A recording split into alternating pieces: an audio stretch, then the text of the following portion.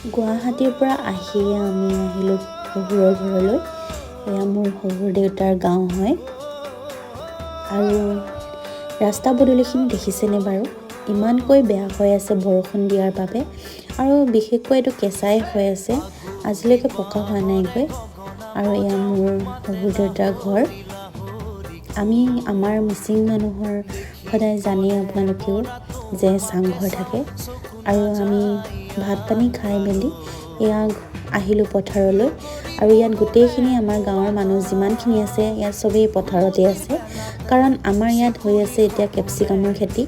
ধান খেতি উঠোৱাৰ পিছতেই মানে কেপচিকামৰ খেতিখিনি আৰম্ভ কৰি দিয়ে আৰু। তো এয়া আমি চাবলৈ আহিলোঁ, আৰু পথাৰৰ পৰিৱেশখিনি দেখি ইমানকৈ ভাল লাগে। আৰু এয়া আমি যাবলৈ ওলাওঁতে বগৰী কেইটামানো পাৰি দিলে।